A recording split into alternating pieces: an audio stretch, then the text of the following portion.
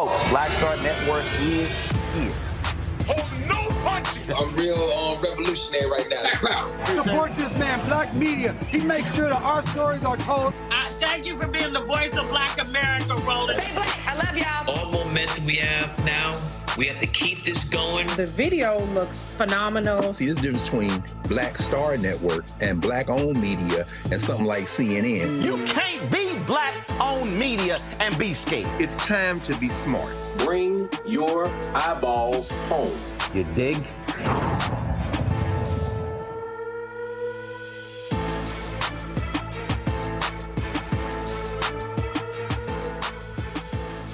Today is Tuesday, August 13th, 2024. Coming up on Roland Martin Unfiltered, streaming live on the Black Star Network. Kappa Alpha Sorority Incorporated, members of the AKAs, which is the Vice President Kamala Harris' sorority, they are launching their own political action committee. We'll talk with former President Dr. Glenda Glover about that PAC. Also, Democratic Vice Presidential candidate, Minnesota Governor Tim Walz, speaks to AFSCME, making his first solo campaign appearance at their national convention in L.A. We'll show you some of what he had to say. Also, Texas Congresswoman Shelia Jackson Lee's daughter says she wants to finish the job her mother started by completing her congressional term. We'll give the details of what's happening there in Houston. Also, an Ohio cop has been charged with murdering a pregnant Black woman who was accused of shoplifting. The attorney representing the victim's family will be here to join us. Also, in our Marketplace segment, we'll talk to a woman who created an interactive survey for the Harris-Walz campaign that links to donations and provides real-time feedback. That more. It's time to bring the funk. I'm Roland Martin Unfiltered on the Black Star Network. Let's go. He's got whatever the miss, he's on it. Whatever it is, he's got the scoop, the fact, the find. And when it breaks, he's right on time and it's rolling. Best believe he's knowing. Putting it down from sports to news to politics. With entertainment just for kicks, he's rolling. It's on go, roll, y'all. It's Roland Martin, yeah. Rolling with Roland now. He's funk, he's fresh, he's real, the best, you know he's Roland Martin now.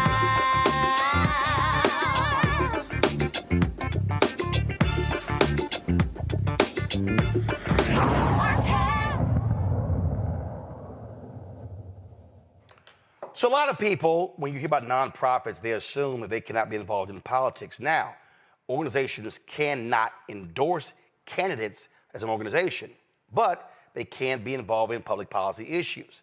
But organizations can also create separate entities. So for instance, my fraternity, Alpha Phi Alpha Fraternity Incorporated, we have a political action committee where we actually provide campaign funds and endorse candidates. Well, Alpha Kappa Alpha, they've actually launched a political action committee as well, which allows them to be able to support presidential candidates. That was recently started, and you're seeing more Black organizations create political action committees to be able to help candidates. There are other organizations, we see this happening on the national level. Collective PAC, of course, they support Black candidates across the country. Many other organizations are doing the exact same thing. So the power of Divine Nine and many of our Black organizations is crucial. You've often heard me talk about the importance of Black fraternities and sororities, but not just them. Links, Jack and Jill, Prince Hall Masons, Eastern Star. There's so many Guardsmen. There's so many Black organizations out here that should be doing more, as far as I'm concerned, when it comes to politics. So what you have going on with the Harris-Walz campaign is a HBCU Divine Nine initiative. That initiative is about taking all of these forces, all these organizations, the students, but also the alumni, and driving them to be involved in politics. One of the folks who is involved with that is the former president of Tennessee State University, Dr. Glenda Glover. She happens to be also former international president of Alpha Kappa Alpha, so she knows a little bit about Divine Nine. She joins us right now. Dr. Glover, glad to have you here. I've said this, and people, and I've challenged folks to disagree with me on this. that Divine Nine has what I call the most sophisticated organizational infrastructure out of all black groups. They're international, national, regional, state, grad chapter, undergrad chapter, and have initiatives going all the way down to elementary school. These groups are self-funded. Unlike most of our civil rights groups, they're not reliant upon corporate America for funds. And so what you have is a cohesive entity that is a lot different than the black church, civil rights groups, and so many others. And so how do you see galvanizing Divine Nine, galvanizing HBCU folks when it comes to this presidential campaign? I think you're on mute. Now we got you. All right. Thank you very much. And thank you for inviting me.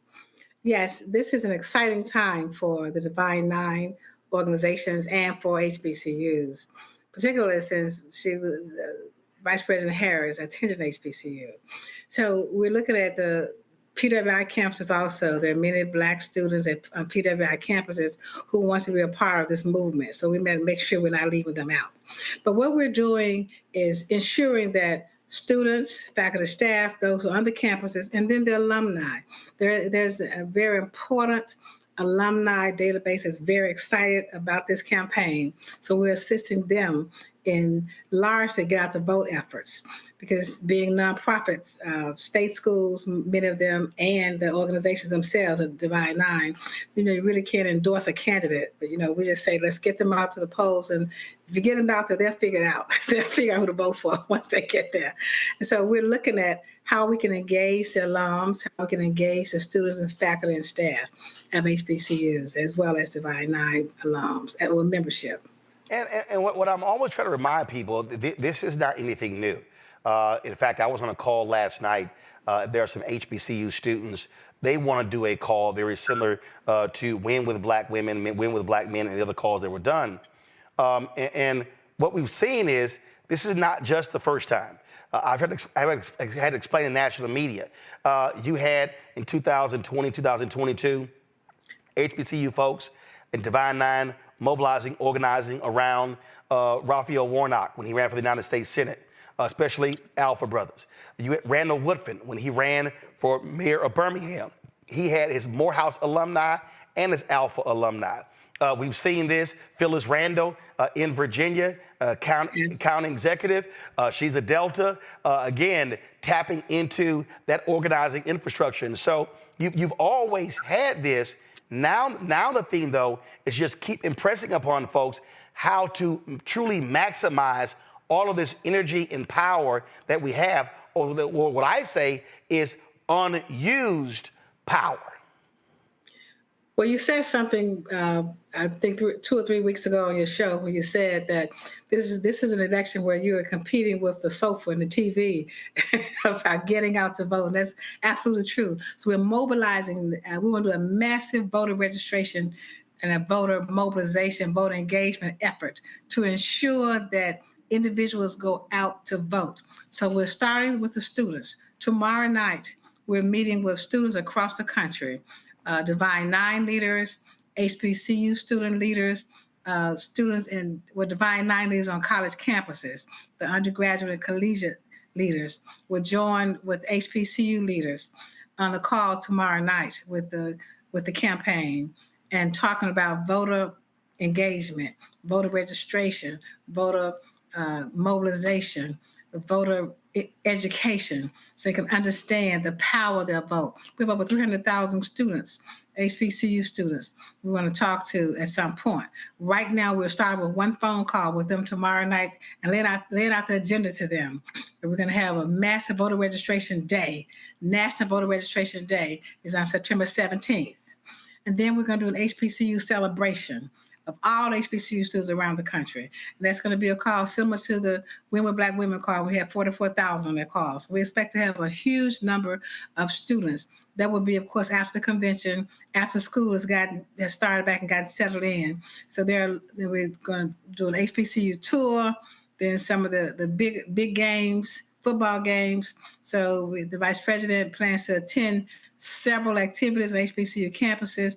So we're really excited about the HBCU involvement, particularly the student involvement, as well as the alumni involvement. And everything is local. And so are you mainly targeting the 7 battleground states? But you also have other races. You got critical Senate races. You got House races. And so how are you in terms of targeting where people are and then trying to get them to understand how to be motivated to register and vote? Of course, the 7 battleground states are very, very important. The top 3, Michigan, Wisconsin, and Pennsylvania. Those 3 states will have enough votes. If you can get those 3 states, that's enough to win. However, we're targeting also the remaining 4 in the battleground states: North Carolina, Georgia, Arizona, and Nevada. Those are key states for the presidency. Now, every state is a key state when it comes to down the ticket, down the ballot, because you have to keep the Senate, you have to regain the House, and just ensure the local levels. All politics is local. We learned that, and then the state races. I learned when I was, when Tennessee State was having such trials last year, that how important it is at the state level. That's who make the rules. That's who can ensure the perpetuity of your university. That's who can give you the right board. That's who can give you the right presidents. And so the state levels, that cannot be overstressed. And then, of course, the local, the city council, every race is important. That's why we want to make sure those down the ballot races, that's why we're going to every single state to ensure that we have a presence on the down ticket races. And again, those things, absolutely matter. And so data collection is also important. How are y'all focused on that? I'm always trying to tell people, I hate when people have events and they have rallies and they don't collect data who's there, because then you got nobody to follow up with. Absolutely. That's what we're doing. We've set up the website so that each school will be represented on the website. Each HBCU will be on the website. And click on their school and find out all about the voting requirements. When is the last day to register to vote? The absentee ballots, the mail-in ballots, the polling places. And we're going to have a plan laid out by state, because as you know, everything is done by state, on state level. So we're breaking it down. So when you click on your school, you will know that.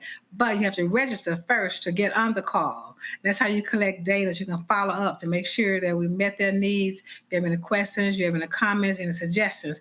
But the younger minds, that's what we're going after. That's what we train every day. We can train that young mind to think politically, to think about what their vote, and get them excited, keep them excited, enthusiastic about this race. So yes, that's a good data point to make sure we have the information from the students who are participating. All right. Dr. Glenda Glover, we certainly appreciate it. Thank you so very much. Good luck with that. I can't wait to see it in action in the fall. But thank you very much, and thank you for all that you do. All right, thanks so much. All right, folks, when we come back, we're going to talk about this with our panel, also talk about the AKs creating their PAC and how more of us need to be very much involved in the political process on the funding side as well. You're watching Roland Martin Unfiltered right here on the Black Star Network. Coming soon to the Black Star Network. I still have my NFL contract in my house, having a case. It's 4 of them, for my 4-year contract. I got a $600,000 signing bonus. My base salary for that first year was $150,000. Matter of fact, $150,000. $150,000. That's what I made, $150,000. Now think about it. My signing bonus was a forgivable loan, supposedly. When I got traded to the Colts, they made me pay back my signing bonus to them. I had to give them their $600,000 back. Wow. Yeah, I was so pissed. Because, I try to be a man of my word. I'm like, you, I'll give you your money back. Even though I know I earned that money, right. I gave them their money back. I gave them $600,000 back. But yet, I was this malcontent. I was a bad guy. I'm about the money. It wasn't about the money. It was about doing right. Because I looked at, because you look at contract. Look at John Elway. John Elway was making $1 million, $800,000. I was making $150,000. I was doing everything. And I'm like, but yet I was, I got so many letters, I just play for free and all that kind of stuff. I mean, you don't forget that kind of stuff. Right. That stuff is hurtful.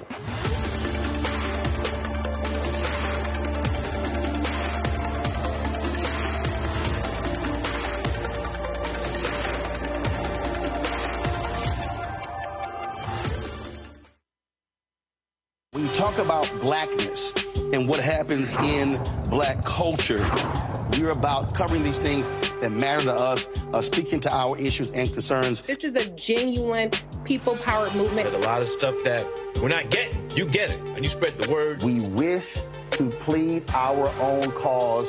Too long have others spoken for us. We cannot tell our own story if we can't pay for it. This is about covering us. Invest in black-owned media. Your dollars matter.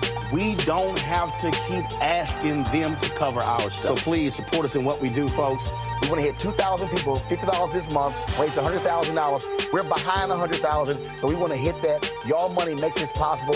Check some money orders. Go to P.O. Box 57196, Washington, D.C. 20037-0196. The Cash App is $RM Unfiltered. PayPal is R Martin Unfiltered.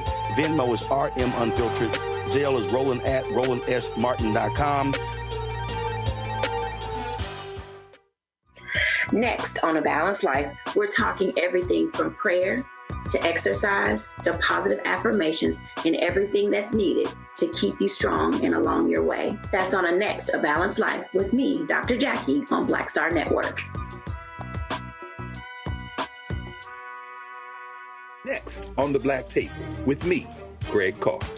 It's a rare occasion when a course taught in high school becomes a topic of national conversation, let alone a burning controversy. But that's exactly what happened with Advanced Placement African American Studies, courtesy of a certain Southern governor who's taking offense. On our next show, we take you inside the classroom for an up-close look at the course through the eyes of the teachers that teach it, the students that are taking it, and the communities that surround them. And so many of the kids we saw, the truth. And it just impacts those kids in such a big way. A master teacher round table on the next Black Table that you do not want to miss, right here on the Black Star Network. What's up, everybody? It's your girl, Latasha from the A. And you're watching Roland Martin Unfiltered.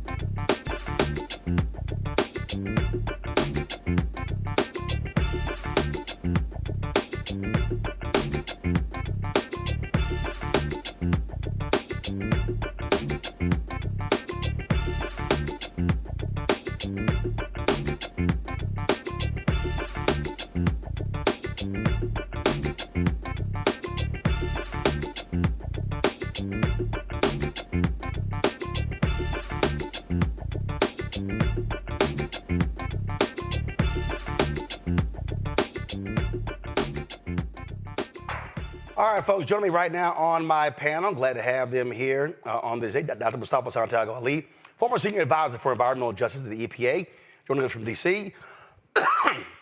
Nola Haynes, Georgetown University School of Foreign Service, joining us from D.C. as well. Dr. Larry J. Walker, assistant professor, University of Central Florida, joining us from Orlando. Glad to have all three of you here. Mustafa, I want to start with you. 2008 probably was the first major effort where African Americans began to bundle dollars, began to create political action committees. And that was with, of course, the election of President Barack Obama. You saw smaller efforts in different cities where you had Chicago, Atlanta, and others. When you talk about really, really engaging the political process, understanding PACs, how money is important, you begin to really see that in 2008. I think ever since then, you're seeing more African Americans understand why giving matters, funding our own campaigns, and being able to impact the political process that way. Yeah, without a doubt. I mean, money is a big part of politics. And if you want to be able to play a significant role in that space, of course, our vote is incredibly important, but also being able to support the candidates that are in alignment with what your values are and what the particular needs are of the communities that you serve. So if you want to be serious about helping to frame out the direction that our country needs to go in, then you've got to be in that space. And you raised the collective PAC earlier. You know, the great work that Quentin and Stephanie has done and others has been incredibly important in supporting Black candidates, because often, if you take a look historically for folks who come from our communities and run, they had a difficult time in being able to have the dollars that were necessary to be able to mount a real campaign. So this gives us an opportunity to not only level the playing field, but to also make sure that candidates understand what our North Star looks like and what we expect from them, and also to be able to hold folks accountable. So for folks who are out there who have big organizations that they're a part of, they should definitely give consideration to starting a PAC or becoming a part of one and supporting it. You know, on that particular point there, Nola, listen, money is access. And the ability to be able to get in front of candidates and speak to the issues. And that's why, and look, that's why people actually give. To the point Mustafa made, for a lot of Black candidates, they've grossly been underfunded. And so now, by understanding how you begin to raise money as a collective, how do you then begin to tap into your networks? As I said, when Randall Woodford ran for mayor of Birmingham, he tapped into his Morehouse alumni base. He tapped into his Alpha Phi Alpha base. And of course, that's no shock because you got 3 alphas sitting on this panel with you, Nola. So that's what, come on now, don't hate, congratulate. We might let you celebrate. So what you're dealing with is you tap into your networks when you need those resources. Absolutely. And representation plays a huge part of this. You know, in the Black community, a lot of us, you need to prove stuff to us.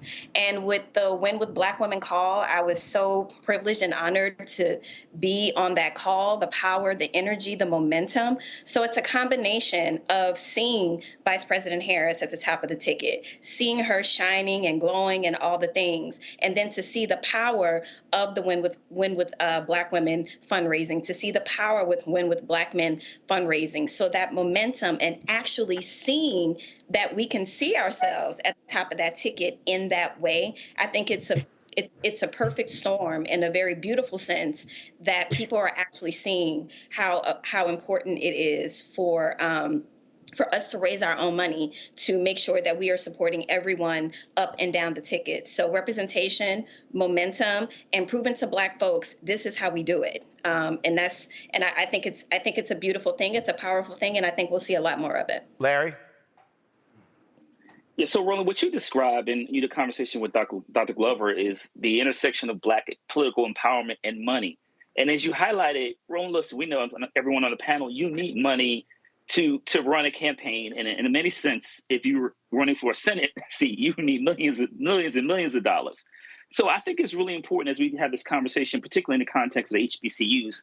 Obviously, we know how many of the states you highlighted earlier are really important. I must note that North Carolina has the most HBCUs out of any other state in the country. And so making sure you tap into that network of HBCUs, but obviously, Roland, we discussed the importance of Divine Nine to make sure that people feel like this is an opportunity to get VP Harris in, also make sure we control the Senate, switch the House, so we can get bills focused on law enforcement to address some of the issues related to law enforcement, and through the George Floyd Policing Act to address issues that have plagued the Black community for generations. Hear candidates often say, people will say, hey, man, I'm praying for you. They're like, hey, I appreciate you praying for me, but I also need you giving to me as well.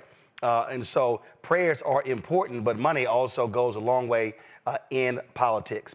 When I was telling you about the Alpha Kappa Alpha Political Action Committee, and listen, folks, there are actual rules when it comes to PACs, because first of all, PACs are not supposed to be in coordination with campaigns. We know that's a lie, because it actually happens. So that's one thing. Also, the AKA PAC, they will be accepting donations up to $5,000 from members of the sorority and their families to support, again, federal campaigns and political parties. And so it's an unusual venture for the sorority, but again, it's no shock there are other groups that actually have the exact same thing. Got to go to a break. We come back, we're going to talk about this shooting in Ohio, where a cop has been charged in the death of a pregnant black woman who was accused of shoplifting. Shocking and stunning video. We'll talk about that. Also, we'll talk about Governor Tim Walz of Minnesota speaking at the HBCU convention today in Los Angeles, his first solo appearance since he was picked by Vice President Kamala Harris to be her running mate. You're watching Roland Martin Unfiltered on the Black Star Network. Don't forget, support the work that we do. Our goal is to get 20,000 of our fans contributing on average $50 each, which comes out to be $4.19 a month, 13 cents a day. Now, folks, do understand, we don't have millionaires and billionaires supporting this show. We're trying to sit here and do more and get these advertisers to support us, but the reality is that's difficult to do. So, everybody who gives during the show will get a shout out from me. Got several things that are going on. We got to raise $25,000 to go to the Democrat National Convention next week. Also, and I'm going to show y'all a little bit later in the show, a couple of things that are happening with our Mobile. Need an update on that as well. And so a lot of things happening. So we need your support for the work that we do. We're the only black-owned media daily show. Ain't nobody else out here, y'all. What we do every single day with this show and the Black Star Network and the shows that we have there, nobody else is doing. The Griot and Byron Allen cancel all of their shows. They're gone. Didn't even last 1 year. Black Enterprise? Nope. TV One? Nope. Essence? Nope. Blavity? Nope. Rolling Out? Nope. All of these folks are not doing what we do every single day, giving you quality news and information that you cannot find anywhere else. So, send your check and money order, P.O. Box 57196, Washington, D.C., 20037-0196. Cash App, $RM Unfiltered. PayPal, R Martin Unfiltered. Venmo is RM Unfiltered. Zelle, Roland at RolandSMartin.com. Roland at RolandMartinUnfiltered.com. We'll be right back. Hatred on the streets, a horrific scene, a white nationalist rally that descended into deadly violence. White people are losing their damn minds. As an angry pro-Trump mob storms the U.S. Capitol, we've seen shooting. We're about to see the rise of what I call white minority resistance. We have seen white folks in this country who simply cannot tolerate black folks voting. I think what we're seeing is the inevitable result of violent denial. This is part of American history. Every time that people of color have made progress, whether real or symbolic, there has been what Carol Anderson at Emory University calls white rage as a backlash. This is the rise of the Proud Boys and the Boogaloo Boys. America, there's going to be more of this. Here's all the Proud Boys, guys. This country is getting increasingly racist in its behaviors and its attitudes because of the fear of white people. The fear that they're taking our jobs, they're taking our resources, they're taking our women. This is white fear.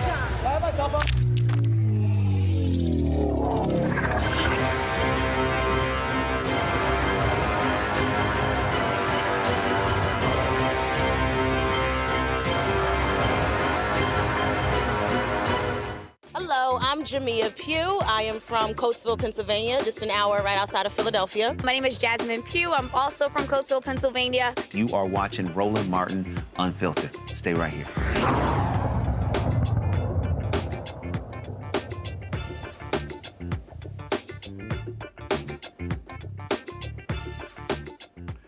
An Ohio grand jury indicted the white Ohio cop who killed a black pregnant mother who they suspected of shoplifting last year. That cop was indicted on a murder charge. Blendon Township police officer Connor Grubb is facing 4 counts of murder, 4 counts of felonious assault, and 2 counts of involuntary manslaughter. On August 23rd, Grubb and other officers responded to the report of a woman stealing alcohol from the Kroger store.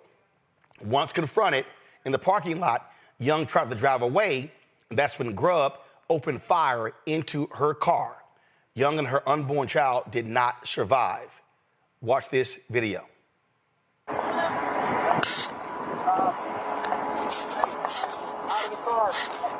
of the car. Out of the car. Out of the car. Out of the car. Clinic 7 back in service, 1828.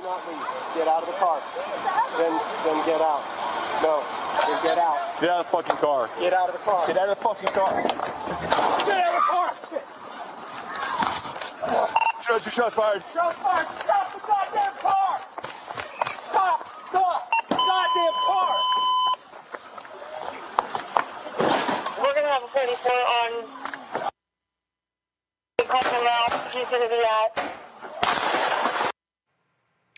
Folks, here's a second angle of that stunning, shocking shooting.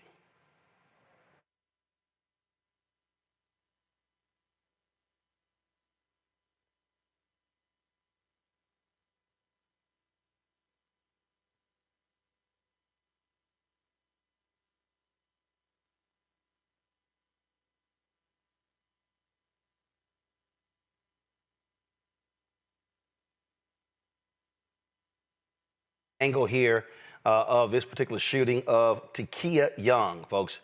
She was 21 years old when she was confronted in Glenda Township, which is near a suburb of Columbus called Westerville. Joining us right now is Sean Walton, the attorney for the family. Sean, glad to have you here. They concluded that the action this officer took was completely unnecessary, correct? Correct. And he's now indicted on 4 counts of murder, 4 counts of felonious assault, and 2 counts of involuntary manslaughter. So they saw what we just saw in that video. What was crazy here is that car starts moving and they just instinctively start firing. It's not like they were in danger. Yeah, and so, having this case for a year now, what we've come to understand is that this was totally unnecessary. Connor Grubb goes in front of that car, and he draws his weapon and points it at Takia as she is sitting still. A store employee came out and said that, she was stealing alcohol. At that point, Connor Grubb came over, stepped in front of her car, and pulled the gun out and said, "Get the F out the car." So, for us, this is a clear example of what comply or die looks like for Black Americans. There's no way that this petty theft should have resulted in his gun coming out, let alone him firing the second her car barely moves. And, again, when you slow it down, you'll see that she moves her steering wheel all the way to the right until it locks to try to make sure that she moves away from him but does not hit him as she's in fear of her life, as this gun is pointed at her. She was pregnant. She's already the mother of a 6- and a 3-year-old, and that child was due just 3 months later. Yep, November. Yeah, and so, what we have here is a family that's devastated, by this act of police violence. We have Takia, who was pregnant, and, she would have been the first girl. She had 2 boys already. Those boys have lost their little sister, and they've lost their family, off this act of unnecessary brutality. And so what we know about Connor Grubb is that he's a combat veteran. And I've had a lot of cases like this where we have these military veterans who have, served our country, but they've also been treating Black and brown people as enemies. And then they're placed in our communities. And so they turn a Kroger parking lot into a combat zone. And so we can't have that. That's why these murder charges are so important, not just for Takia, but for her unborn child, because that was a life that was lost. I'm curious. There were protests and things along those lines. Did any of these rabid pro-life people, did they join y'all? Because they always, pro-life. And so here you have an officer not only killed her, but also killed her unborn child. Just curious. No, not to the extent that we would have thought. I mean, you would think that they'd be out there pushing, for support for this family, and it just didn't happen. And we've spoken very much about, how Takia's unborn daughter had a right to life. And so, again, what we see is that there are different rules for Black and brown people in this country. But at the same time, our hope is that through, pushing accountability here, we can ensure that the Constitution and the laws of this country work for Black and brown people as well. It won't bring Takia back, but, the video is one of the worst that you'll see. And it's a shame that it took this long to get an indictment. That process has to change. But he's now facing the fate that he should be facing, and that's a jury that he has to answer to.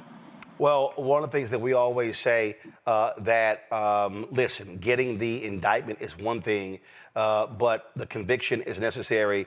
And then after that, what is the sentencing going to be? So there's a whole lot more work and focus that needs to happen on this case.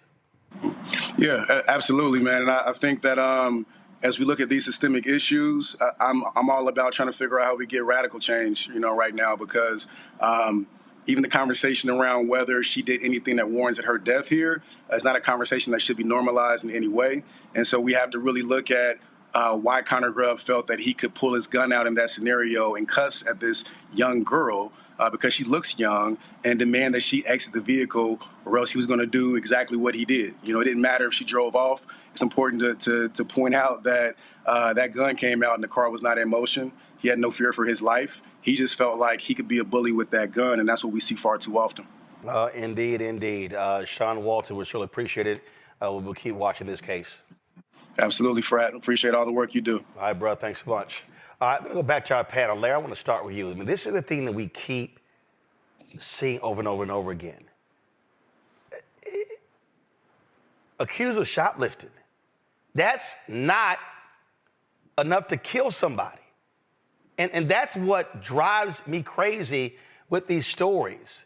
The actions of these officers. They literally believe they can operate and act with impunity. And Roland, one of the things about it is, I know I said the last segment about the George Floyd Policing Act. Just passing that bill, if we do eventually, it won't end. It won't necessarily end these tragic murders of Black folks, because this is rooted in racism. And we know one of the issues that Black folks have when they're encounter law enforcement is, we know, based on statistics, we're far more likely, based on an interaction with law enforcement, to end up dead. And so I think that context matters for folks understanding the fear that Black folks deal with when we even see someone in law enforcement in a car walking by. But this young sister lost her life was taken from her, and the life of her unborn child. And it didn't happen. And one of the problems we deal with is aggressive cops, particularly those who see Black folks and immediately think that they're a threat to their safety. And once again, this is more an inherent issue in our society. And once again, how do we deal with racism, confronting racism, and making sure people are aware of their racist views? Because we can't allow those folks who have these deep-seated beliefs to give them a badge and a gun. Because once again, we know that Black folks, based on just interaction with law enforcement, are far more likely to be killed. Nola, Larry is right. And keep in mind, Donald Trump has been made perfectly clear. He wants to give cops 100% immunity, even in actions like this. Yeah, well, first and foremost, Donald Trump is a national security threat for many reasons, and that being one of many. But, watching this video, this is my third time seeing the video, and every single time I see it, the thing that strikes me is the disdain and disgust in the officer's voice when he pulled his gun. It was like he just didn't like her even existing. It wasn't because he was in fear of his life. It wasn't because he thought he was going to be ran over. He just did not like this young Black person in front of him, clearly who he just thought was beneath him. Like you can hear the contempt in his voice. And, in my line of work in the national security community, I'm surrounded by a lot of people, law enforcement, a lot of ex-military people. And this is one of the things that they also can't stand, because this does not help them in their work when they go out into the communities. One of the main issues is distrust in the communities. How do you gain trust when things like this keep happening? To ask that young Black girl to get out of her private property, to pull a gun on her at 6 months pregnant, and to talk to her like she is a piece of crap. These things, they just really make me very emotional. And this is another reason why Donald Trump and his ilk cannot get into office, because you're absolutely right, Roland. We will be getting gunned down and murdered left, right, and center. Mustafa. Well, we just got to pay attention. Like you mentioned before, Project 2025, is also focused on taking rights away from us. But, as I've shared before, and I share it from experience, that everyone is not meant to be a police officer.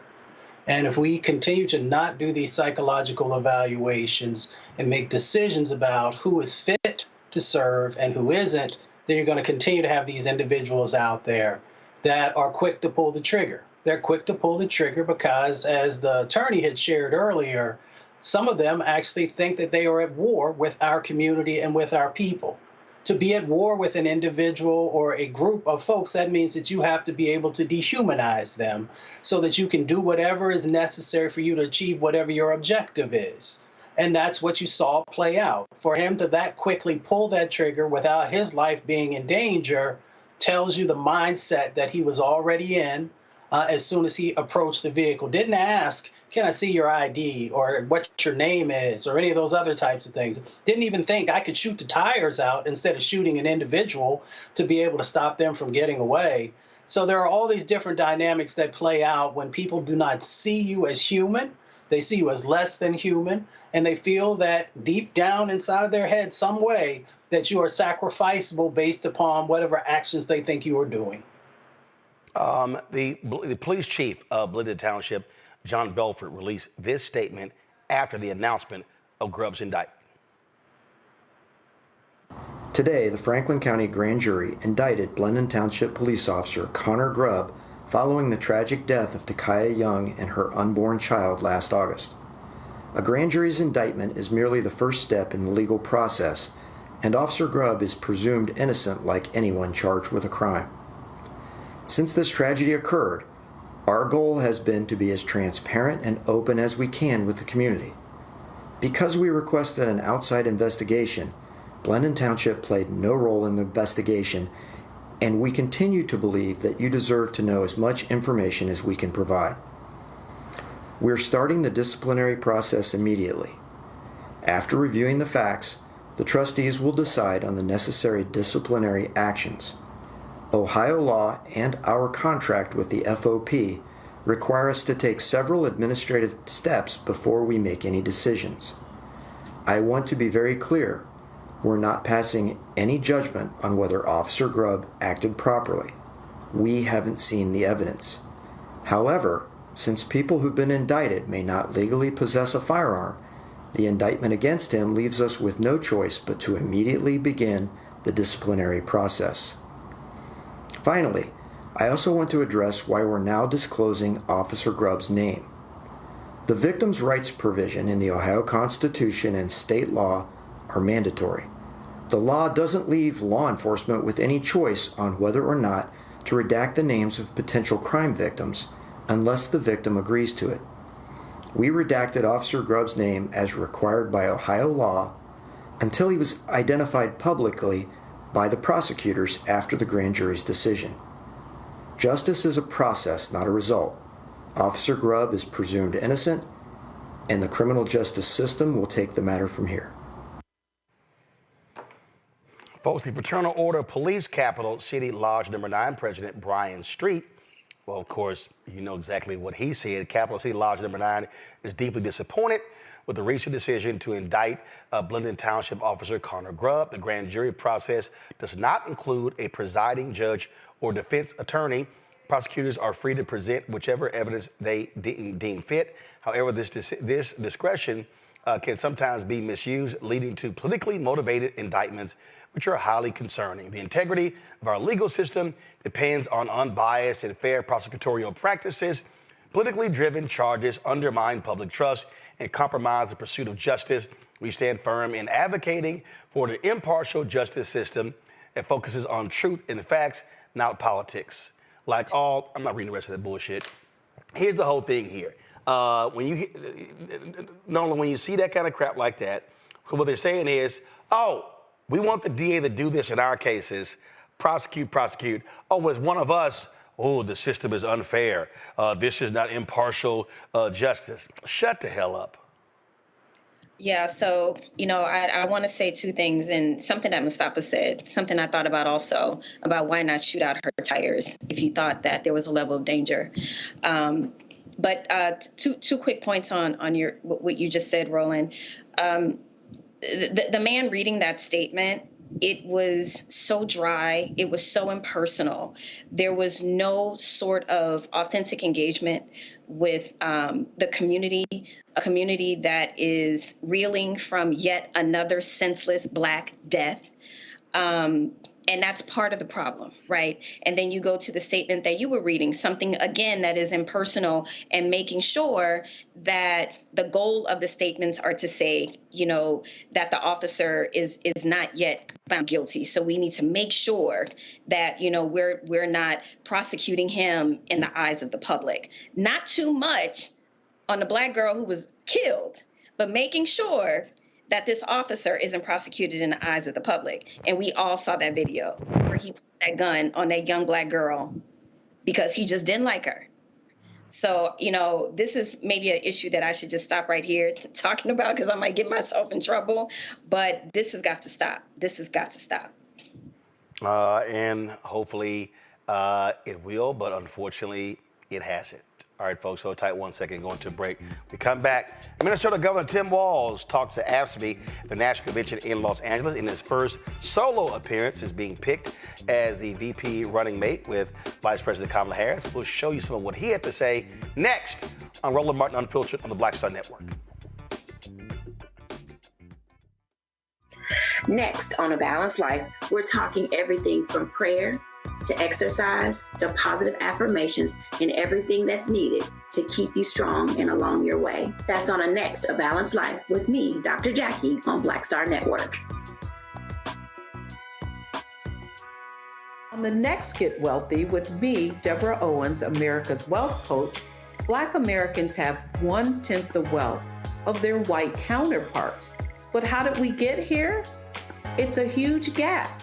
Well, that's why we need to know the history and what we need to do to turn our income into wealth. Financial author and journalist Rodney Brooks joins us to tell us exactly what we need to do to achieve financial success. You can't talk about why we are, as Black people, where we are, unless you talk about how we got here. Bridging the gap and getting wealthy, only on Black Star Network. Hello, I'm Marissa Mitchell, a news anchor at Fox 5 DC. Hey, what's up? It's Tammy Roman, and you are watching Roland Martin Unfiltered.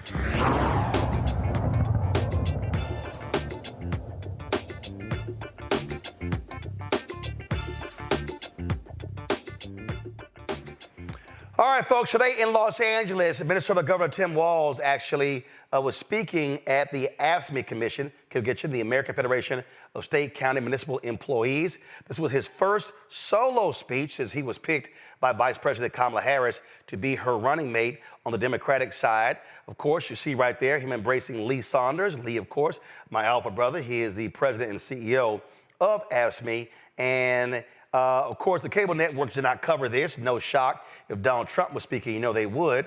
But that's why we have Black-owned media. And when you own it, you can do what you want to do. So here is some of what he said. We also live streamed his speech on the Black Star Network. So if you want to see the whole speech, go to our YouTube channel or go to the Black Star Network app. Let's roll it. You can tell a lot about people in their personal lives. He spent a decade stiffing service workers from dishwashers, waiters, and carpenters on his own properties to enrich himself. As president, he cut overtime benefits for millions of workers, and he opposed any effort to raise the minimum wage. That's all you need to know. You don't have to ask twice. We know who they are. A guy who goes to Mar-a-Lago, and this is a direct quote, he sits there and tells his friends, "You're rich as hell and we're going to cut your taxes." I believe him when he says that. But he also turns around and tells workers their wages are too high. I keep bringing this up. Who do you know who's asking to cut taxes on billionaires while stiffing working people? I don't know anybody. And I'll tell you what, I think there's a lot of people think that they're on his side or voting for him, that when you put it to them like that, they start thinking things differently. This is where we need to talk to our neighbors. We need to engage. And I'll tell you, his running mate, I don't know if that was a value add to this campaign or not, but he's one of 4 senators, 4, that has never cast a vote on a pro-worker bill in his life. Not once. A stop clock's right twice a day. This guy can't get it right once. Not once for workers. And by the way, these guys are even attacking me for my record of service. And I just want to say, I'm proud to serve my country, and I always will be.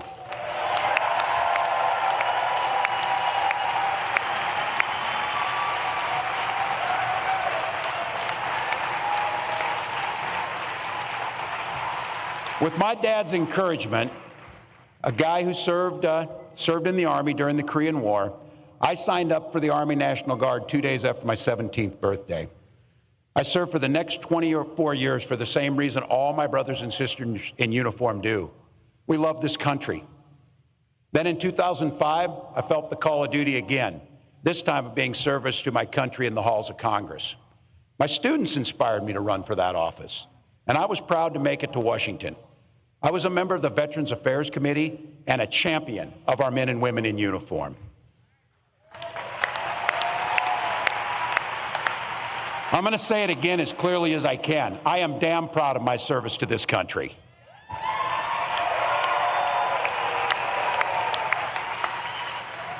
And I firmly believe you should never denigrate another person's service record. To anyone brave enough to put on that uniform for our great country, including my opponent, I just have a few simple words. Thank you for your service and sacrifice.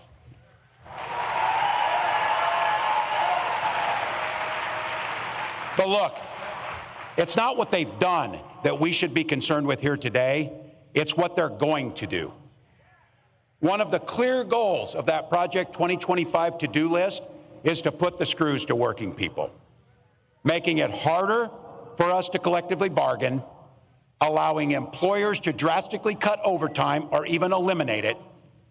And make no mistake about this, Donald Trump and J.D. Vance want to eliminate Ask Me and all public sector unions altogether. Hell, they're even going after the 40-hour work week. Someone was joking and said, what's next, child labor? Oh yeah, that's in there too, by the way. Reducing the rules around our children, putting them into dangerous jobs again. The folks who came before us spilt blood and treasure and spent their lives working to give us dignity and safety in our workplace so you can simply do a good day's work and go home to your family safely at night. Project 2025 will take all that away. It'll also repeal what you worked so hard for, the Affordable Care Act and its protections against pre-existing conditions, and they'll gut Social Security and Medicare. I said this too. Look, I guess you can't blame them if you're billionaires. I don't know, but I'm guessing billionaires aren't waiting for their Social Security check to come in to get by. But I know people who are, like my mom, who depends on her entire retirement on Social Security benefits that she earned, by the way, and that we should have every expectation that we're not cutting taxes for the wealthiest while we hurt the most vulnerable amongst us. So be clear. Trump's playing dumb. Oh, I don't know about 2025. Some of you heard this say it, because I'm not ever closing the yearbook on this. I'm a football coach at heart. And I'll tell you one thing I know for sure is, if you're going to take the time to draw up a playbook, you're damn sure going to use it. So don't think that they're not going to use that playbook they drew up, because they're going to. But I want to be clear. It's your neighbors, it's our friends that have been in this. I'm not talking about them. I'm talking about Trump, Vance, and this group that's around them. Because some of you in here with no or gray hair like me can remember when Republicans actually stood for and talked about freedom. We know they're there. We know those are our relatives. But it turns out that this guy means that freedom should be for the freedom of government to go into your exam room and tell you about your choices. You've heard me say it. This is not hard. In Minnesota, we respect our neighbors and we respect their personal choices. Now look, it's not difficult. I might not agree with my neighbor's choices or make the same one. But this country's great because we have a golden rule that makes things work. We mind our own damn business on those things. We mind our own damn business. Why would you think I need your advice to tell me what books I can and cannot read, or when to have a family, or how to have a family, or what religion to worship, or how to organize?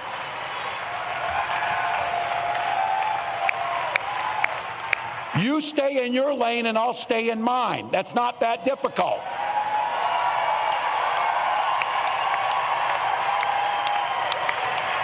So be clear. You watch our next president as she comes out on stage and she comes out to a song about freedom. When she's talking about freedom, she means you're free to make your own health care decisions. You don't need us. You don't need us. And as a school teacher, I'll tell you what, children should be free to go to school without worrying about being shot dead in their classrooms.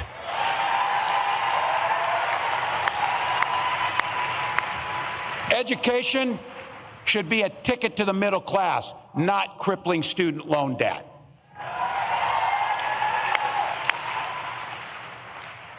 Here's the thing. We don't have that long to go here, but think about the future that we can create. We know what the past is. We know what these guys are going to do because they wrote it for us. Convenient to them to write it in Project 2025, so we know that. That's not the future we want.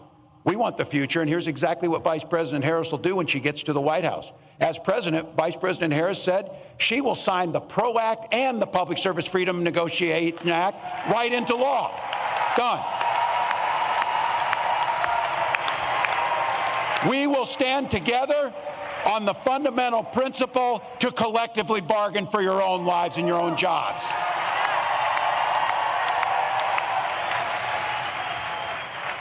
And we believe in fairness. That's what we believe in. That's why corporations can start paying their fair share, and that's how it works. At the same time, what we did in Minnesota is lower taxes for the working folks, and we have the fairest tax system in the country, and things work out pretty well. We can protect Social Security.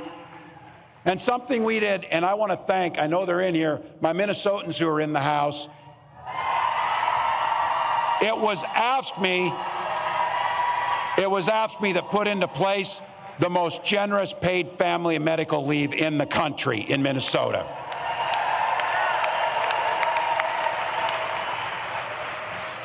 We're investing in our public schools, and it's, yeah, I'm a little biased on this one, but I think you're probably with me on this. How about we give our teachers a long overdue raise for the work that they do?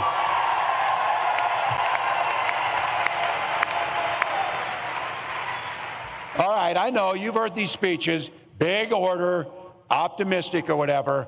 But I got to tell you, I will cop to being an eternal optimist. That's me. But I come by it honestly. I supervised the damn high school lunchroom for 20 years. You do not survive that job without being an optimist, I will guarantee you. And I also think you've heard me say this, hope is the most powerful word in the English language. It was so powerful for when my wife and I first had our first child, we named our daughter Hope. But my wife often reminds me, hope is a great word and a beautiful name, but it's not a damn plan. We can't hope that we defeat Donald Trump. We can't hope that we can collectively bargain. We can't hope we protect Social Security. We can't hope that we address climate change.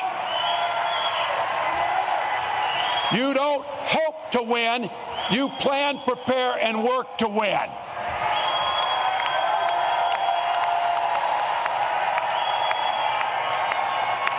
Look at this place. This place is filled with people who like hard work. These are people who get up and enjoy hard work and know how to get it done. So what do you think?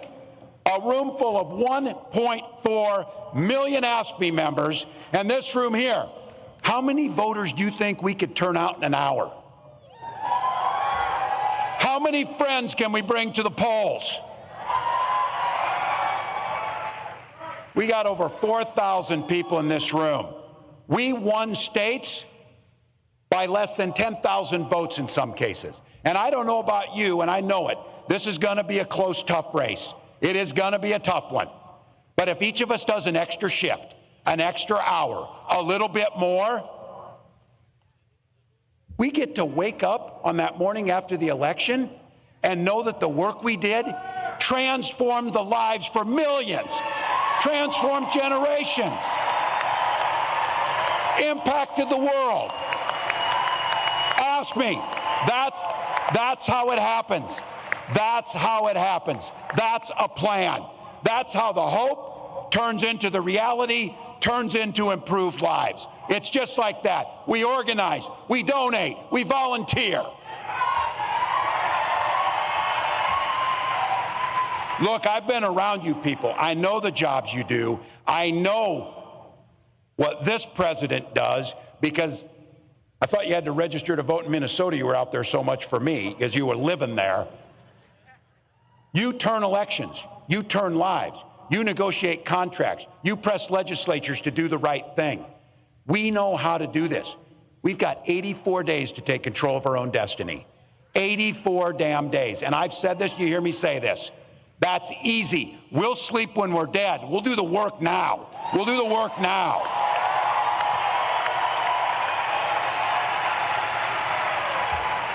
And you do it for the most beautiful and selfless reason, because you believe in the very soul of your being that you believe in the promise of what America can be.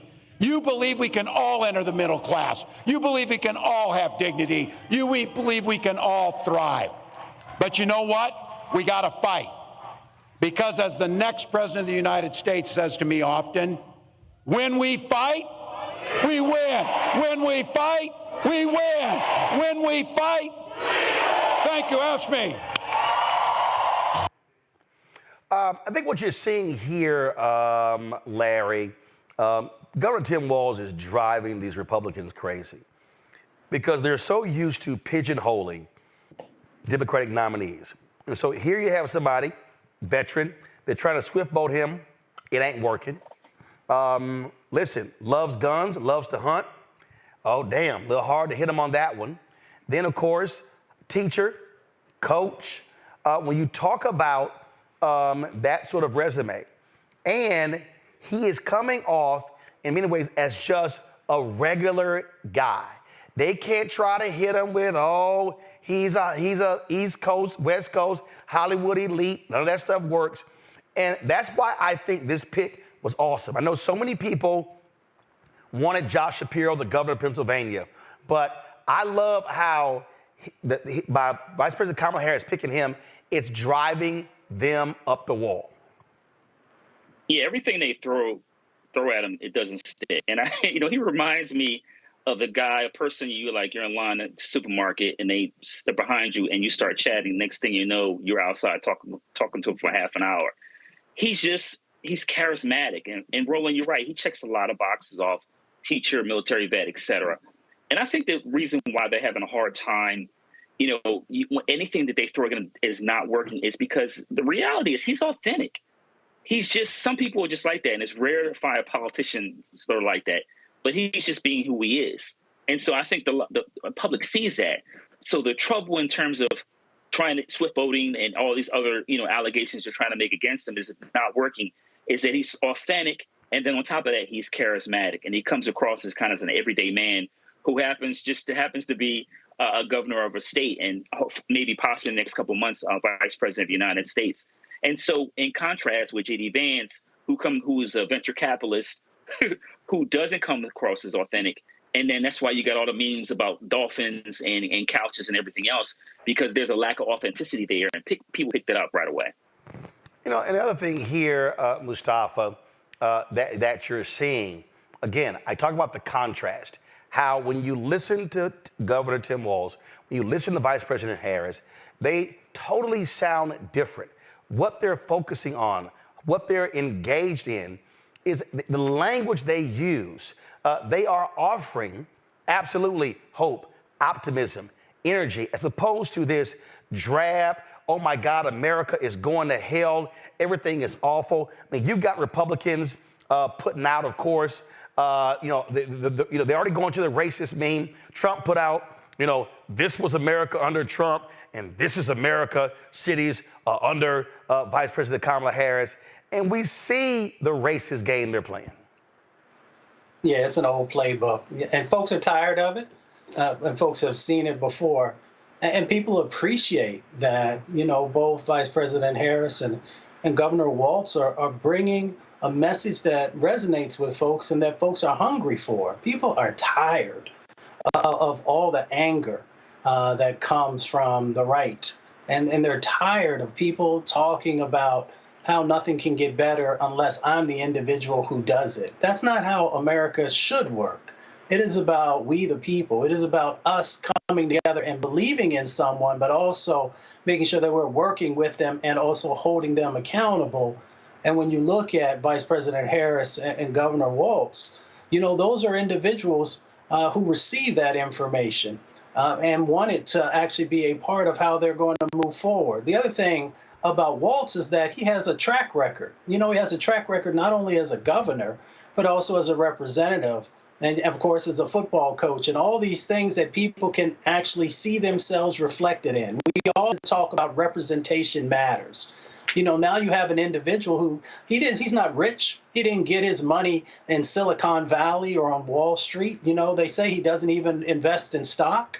He is an individual who they talk about, you need to pick yourself up by your bootstraps. Well, he's an individual who's been able to do that, along with Vice President Harris as well. So the reason that their message is resonating is because it is about hope, it is about joy, it is about a better day today and in the future, and that's what people want. And unfortunately, the other side has not been able to figure out that since you have no policies to actually hold people's attention, then you should be able to hold them with something of value, and they haven't been able to find that. So, Nola, this is a graphic the Trump War Room put out on their social media. And again, you see import the third world, become the third world. On the left, your neighborhood under Trump. On the right, your neighborhood under Kamala. That's a absolute flat-out racist campaign, and they have no choice. They are all about how do you push the racial buttons of white America, and that's exactly what Trump and Vance are doing. Yeah, it's ugly. It's ugly rhetoric. It's been ugly from day one. It will continue to be ugly. But under a Trump-Vance regime, they will absolutely enact it. I like to remind people that the first National Security Act of Trump's presidency was the 2017 travel ban that was followed up by the 2020 travel ban, right, where he called African countries assholes, right? So, I mean, the proof is in the pudding. This isn't just rhetoric. This, floating around Project 2025 isn't just something that those on the left are doing for propaganda's sake. It is a very real document. I've been in rooms, very important rooms, where it was talked about in a very serious manner. This thing is real. It exists. And I just want to say a few things, about Coach. The one thing that I love about Coach, first of all, hope is here. I want to start there. Yes, I'm Team Hope. I'm all about it. And Coach is relatable. And that's the thing with the magic with him and VP. They're both relatable. I love the way that VP leans into her HBCU education. And I also love the fact that she came from UC Hastings Law School in California, because that's like a lot of the homies went to Hastings, you know what I mean? So there's a level of relatability that people feel because it's authentic, it's relatable, they feel the passion. And what the other side wants, people talk about this return to 1950s. I'm going to go back further. They want the Gilded Age back. They want to live in these fantastical mansions where just a few families prosper, and to live that Aristotelian ideal where you have to step on the backs of the underrepresented in order for you to live that ideal life that requires free labor or paying little to nothing for that labor. Let's be very clear about this vision. It's not just a return to the 1950s where, you had clean white suburbs and Black people weren't allowed. This is something completely different. The way that rights will be stripped away from women, wanting us back in the kitchen, barefoot and pregnant. Vance already said it. This is something grotesque. It is something perverse, and it is not going in the right direction. This is not progress. And I'll just say, I think about Project 2025 through three lenses: as a woman, as an educator, and as a national security expert. And that document, make no mistake, is destabilizing to the entire country. It is a national security risk, just like Trump. I don't know that much about bans. I saw something about a couch. I don't know. But, all I'm saying is, we gotta do what needs to get done, and hope is here, and I couldn't be more excited. Indeed. All right, folks, hold tight 1 second. But before we go to the break, Cincinnati, I will be with you on Thursday at the Black Family Reunion. That's right. I will be in Cincinnati. Of course, the Black Family Reunion celebration was founded by the National Council of Negro Women in 1989 to celebrate and recognize the strength of the African-American family throughout the nation. I'm going to be at, here's the location. I'm going to be at Corinthian Baptist Church, 1920 Tennessee Avenue in Cincinnati. The event begins at 7 o'clock, so I look forward to being in Cincinnati again on Thursday for the Black Family Reunion. So look forward to being there. I'll broadcast live the first hour while I'm there, and then, of course, then I go speak, which will also carry on the Black Star Network. All right, folks, got to go to a break. We come back more on today's show. Don't forget, support us in what we do as well by joining our Bring the Funk fan club. Send your check and money order to P.O. Box 57196, Washington, D.C., 20037-0196. Cash App, $RM Unfiltered. PayPal, R Martin Unfiltered. Venmo is RM Unfiltered. Zelle, Roland at RolandSMartin.com. Roland at RolandMartinUnfiltered.com. Let me shout out Justin Blakeney, Michelle Cheek, Deidre Swindale, Arnold Tillman, William McKinnon, Martha Johnson, Claudia Douglas Smith, Celia Richardson, for all giving or doing today's show. If you want to support us as well, folks, please join the Bring the Funk fan club. Again, Cash App, $RM Unfiltered. PayPal, R Martin Unfiltered. Venmo is RM Unfiltered. Zelle, Roland at RolandSMartin.com. Roland at RolandMartinUnfiltered.com. And yesterday, y'all saw me wearing the t-shirt yesterday. Says, my black job is voting. You can actually order that shirt. You can get a 10% discount by using the promo code Roland. Go to DaciasDesigns.com, DaciasDesigns.com to get your shirt. My black job is voting. And again, some of the proceeds coming back to Roland Martin Unfiltered to help fund the initiatives that we're doing. Go to the website or use the QR code right there on the right side. They have the shirt in multiple colors, all the Divine Nine colors and other colors as well. So if you want to get your My Black Job is Voting shirt, go to DaciasDesigns.com, DaciasDesigns.com. We'll be right back. On the next Get Wealthy with me, Deborah Owens, America's Wealth Coach, Black Americans have 1/10 the wealth of their white counterparts. But how did we get here? It's a huge gap.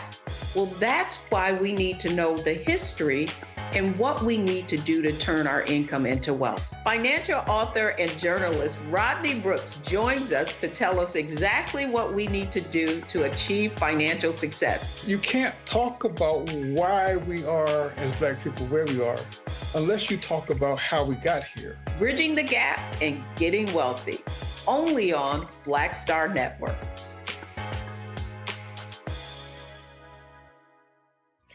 Next on A Balanced Life, we're talking everything from prayer to exercise to positive affirmations and everything that's needed to keep you strong and along your way. That's on a next A Balanced Life with me, Dr. Jackie, on Black Star Network. Hey, yo, what's up? This is Mr. Dalvin right here. What's up? This is KC. Sitting here representing the JODECI, that's Jodeci, right here on Roland Martin Unfiltered.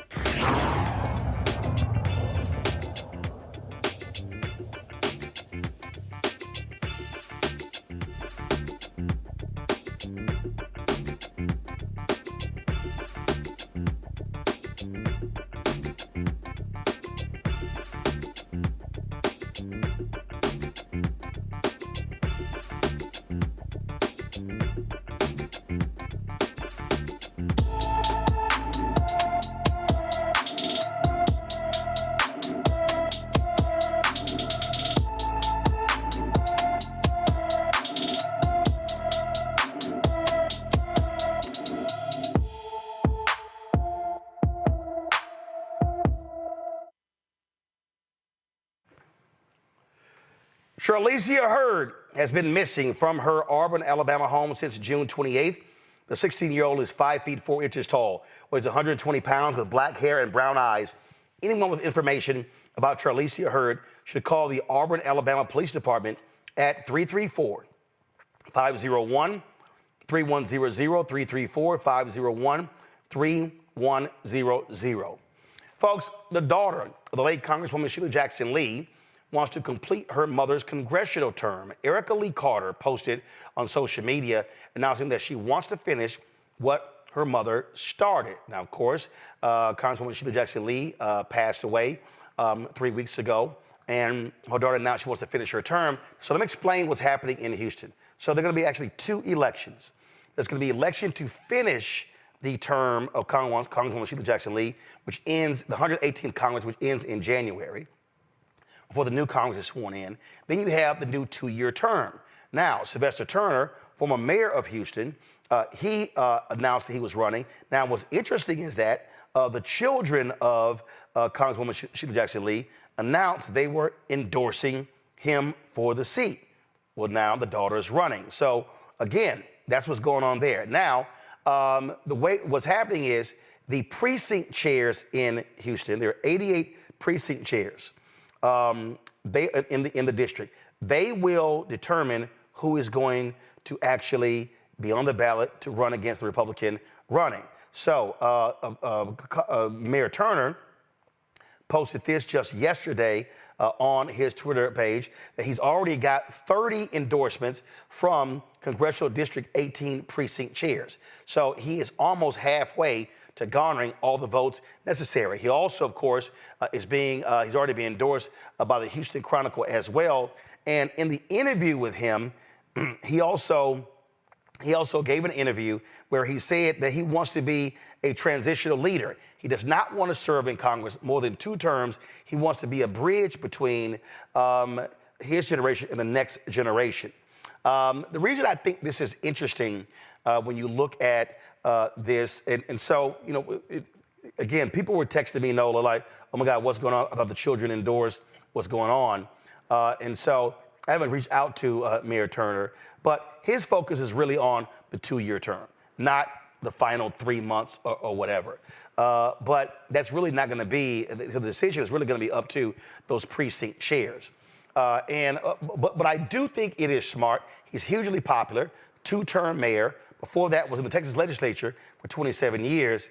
And I do think it is important to be able to have someone with his experience, as he said to the Houston Chronicle, he already knows all the political players at HUD in the various departments to bring resources back to the district. And what it does is it allows for the grooming of the next generation.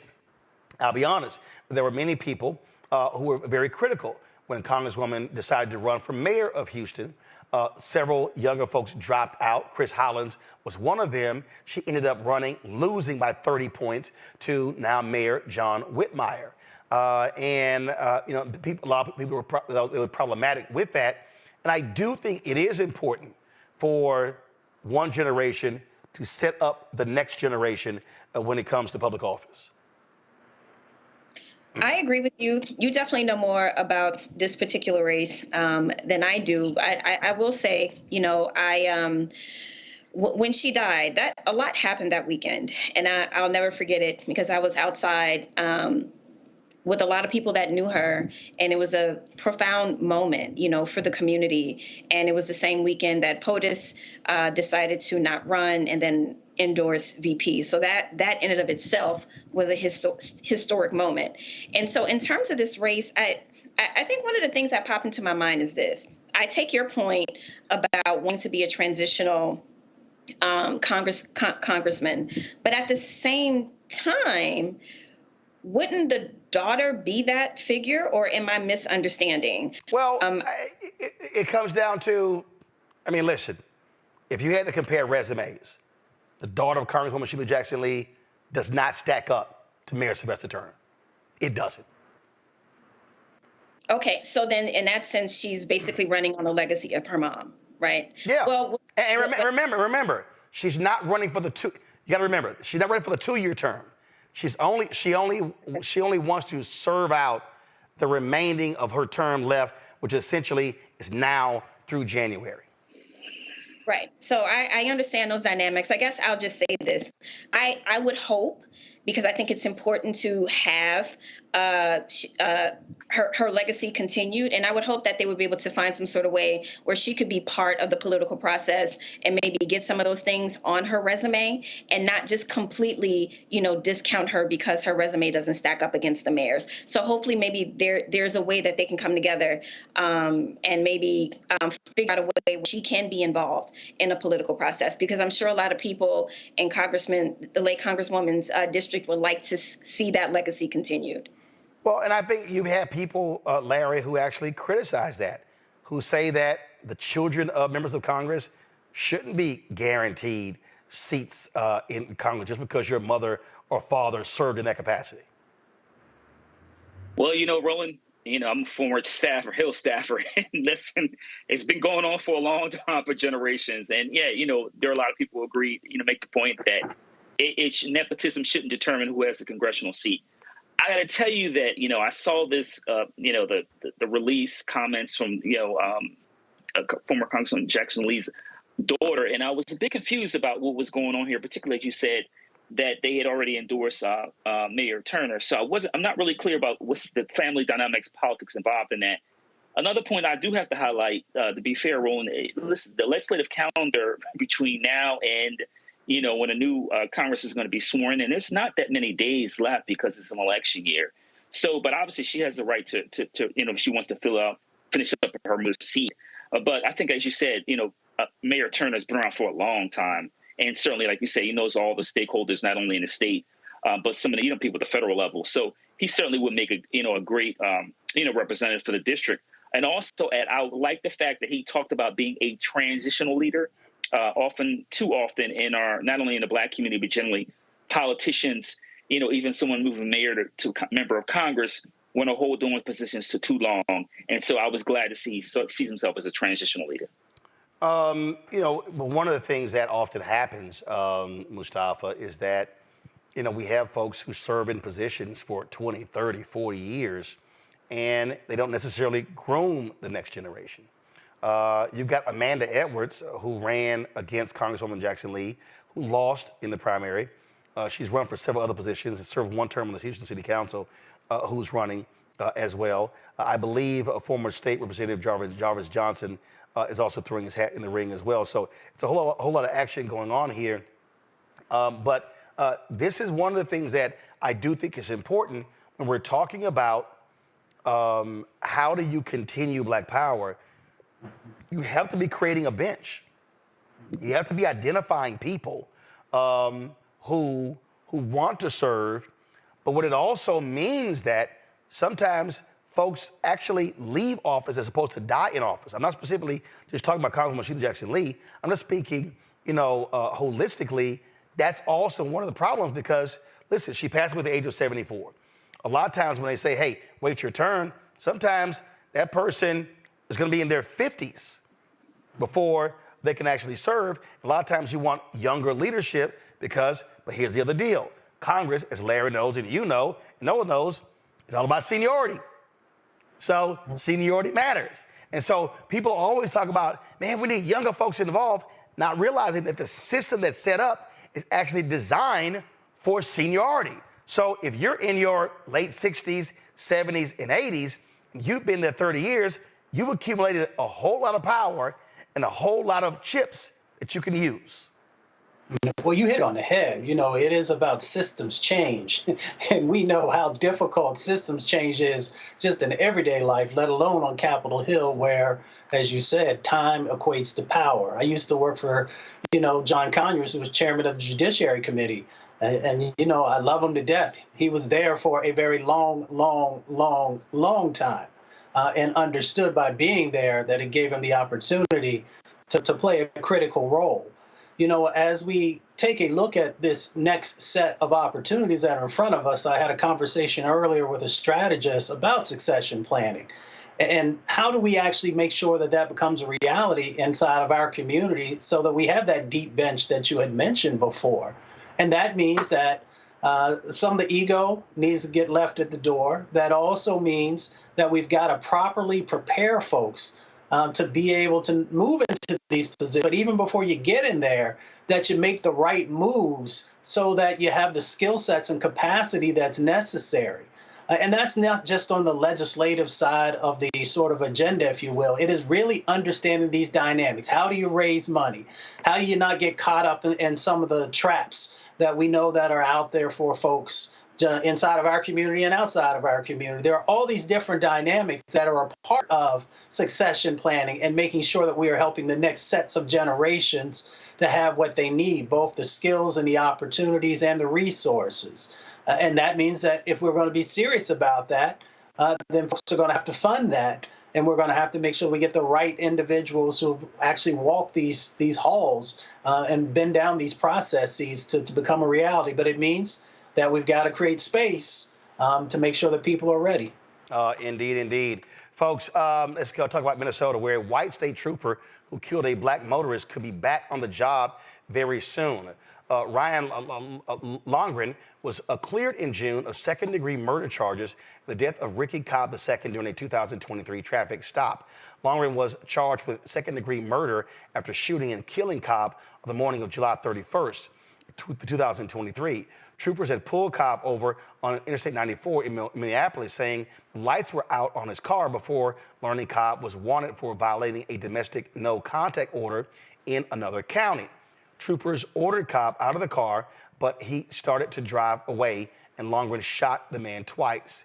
He claimed he feared for his life, of his partner, and said Cobb was reaching for his state-issued pistol. Now that he no longer faces charges, Longren can be reinstated as a state trooper and must complete additional training. Keep in mind, the prosecutor wanted to charge him, but Governor Tim Walz said he would have removed the prosecutor had they moved forward with that.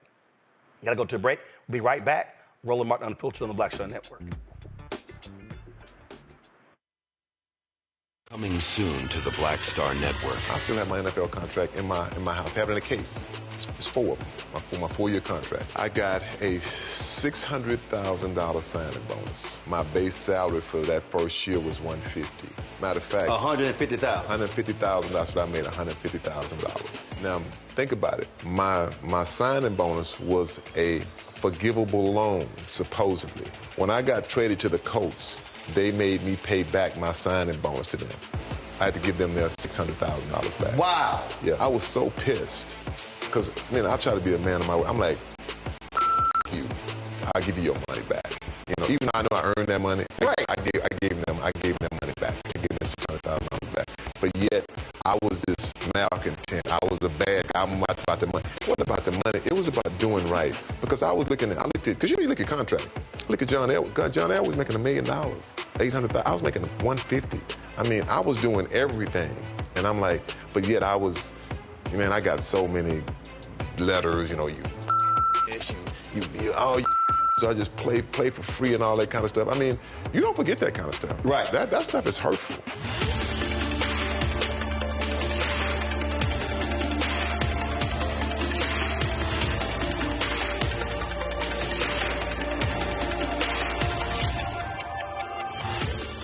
What's good, y'all? This is Doug E. Fresh, and you're watching my brother Roland Martin Unfiltered as we go a little something like this. Hit it.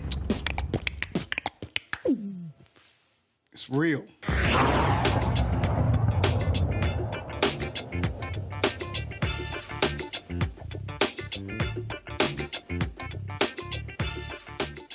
Yusef Salaam, the New York City councilman wrongly imprisoned as a member of the Central Park Five, now called the Exonerated Five, has been invited to speak at the Democratic National Convention next week in Chicago. He was one of the teens targeted by Donald Trump, who took out newspaper ads in 1989 calling for New York State to bring back the death penalty after a group of Black and Latino teenagers were arrested and accused of raping a white woman in Central Park. They were later cleared by DNA evidence and a confession by the perpetrator. And the city paid a settlement of more than $40 million for their wrongful imprisonment. Since then, they've been called, again, the Exonerated Five. And remember, in the last election, Donald Trump doubled down and said he did not regret actually doing that. Speaking of the next week's Democratic National Convention, while that's going on, Vice President Kamala Harris and Governor Tim Walz, they're going to leave Chicago and go to Milwaukee. Go to my iPad. They've already announced that they plan a rally in Milwaukee on Tuesday. Not sure what time. Now remember, the schedule is President Joe Biden speaks on Monday. Former President Barack Obama speaks on Tuesday. Bill Clinton on Wednesday. Vice President Harris speaks on Thursday. But according to the New York Times story, Harris and Walz plans, they plan on holding a rally in Milwaukee. Here's why that is important, Mustafa. We saw this here. In 2022, 50,000 fewer people voted in Milwaukee than 2020. Had those 50,000 people voted in 2022, then Wisconsin Lieutenant Governor Mandela Barnes would be now the United States Senator. Instead, MAGA Senator Ron Johnson got reelected. And so it's important for the Harris-Walz campaign to really lock in Minnesota and maximize the voters there, especially the black vote. Yeah, and it also shows that you care by showing up and spending time with folks, which is incredibly important. They also understand that they have, a condensed amount of time to actually hit all of the places they need to multiple times. So taking advantage of both the energy that will be a part of the DNC, the cameras that will be focusing on Democrats, and then making sure that you're taking that energy to these other states is incredibly important. So it's smart politically. And it will also help folks who maybe hadn't had the opportunity to hear from both of them yet to get up close and to be able to make a decision about if they want to share their vote with them or not. I think it is smart politics. You take advantage of your proximity. Milwaukee is only 80 miles away from Chicago. They're going to be holding this likely in the same place where the Republican National Convention took place as well. And so this is smart politics. Now, of course, those of us in media, it's like, damn, we're already going to be in Chicago. Now you're trying to go to Milwaukee, and then you got to get back to Chicago. But that's a whole different deal there. But Wisconsin is a critical state. Harris-Walz must win that state, and they are not trying to do what the Hillary Clinton campaign did in 2016, where she never stepped foot in Wisconsin. Mm-hmm. Listen, first of all, I love the energy. They are all over the place, which they should be. Like Coach said today, it's only 84 days left. That means they are going to be busy moment to moment to moment. And that also tells me something as a voter.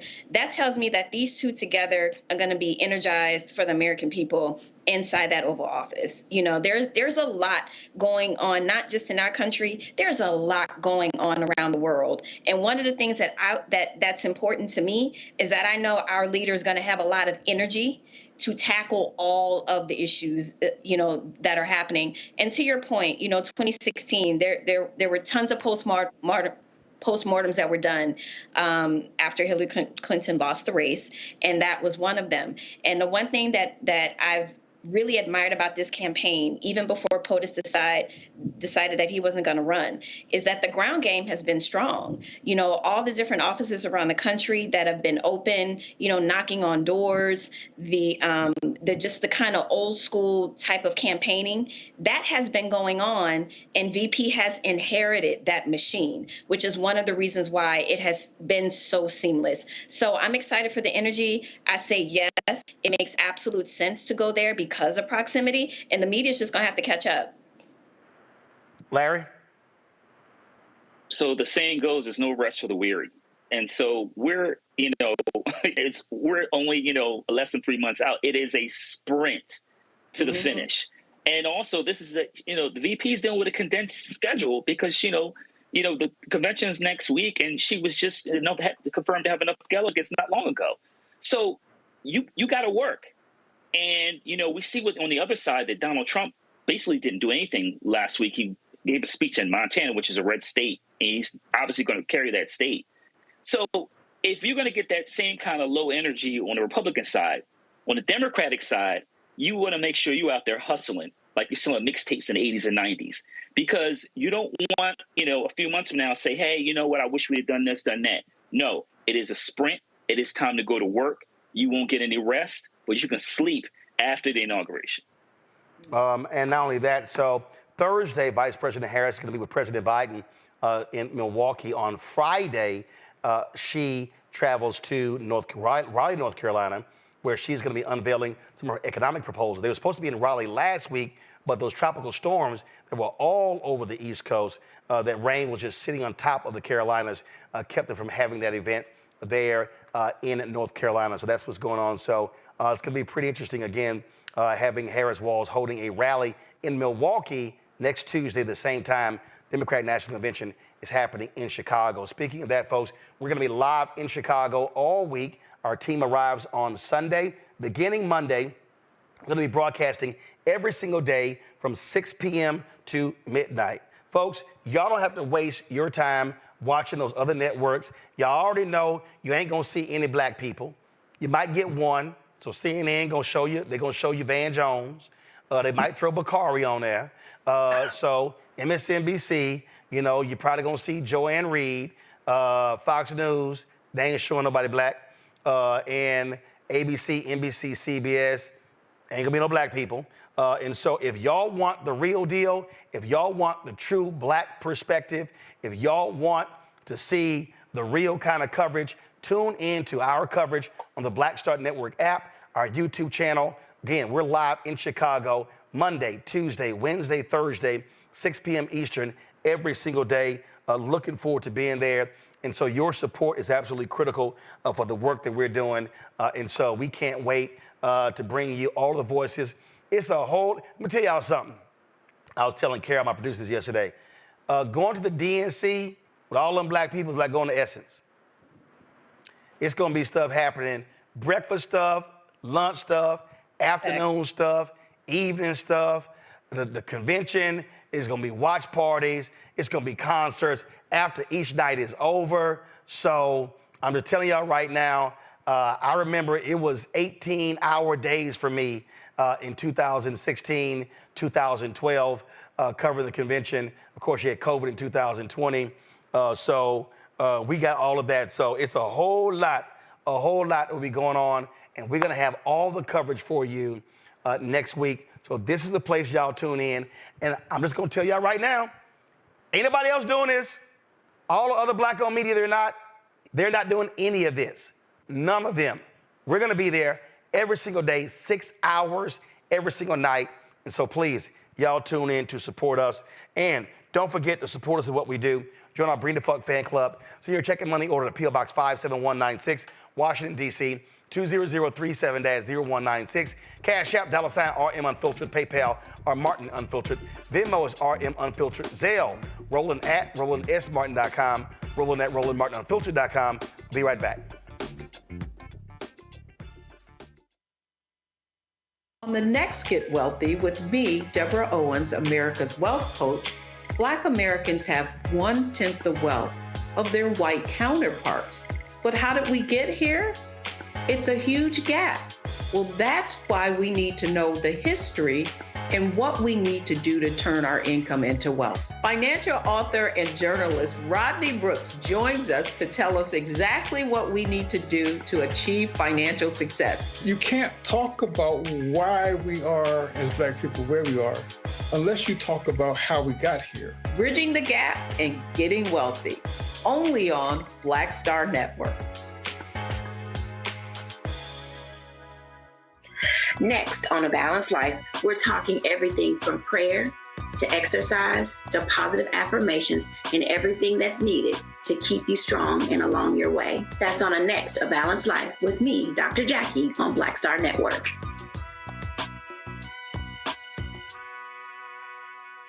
Hi, everybody. I'm Kim Coles. Hey, I'm Donnie Simpson. Yo, it's your man Deion Cole from Blackish, and you watch Roland Martin, Unfiltered.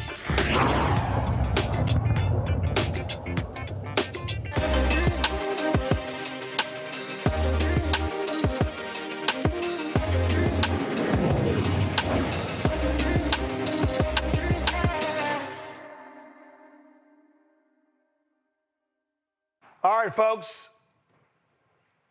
Time for our marketplace segment. Kimberly Gray is a tech entrepreneur, patent owner, and CEO of Uvi.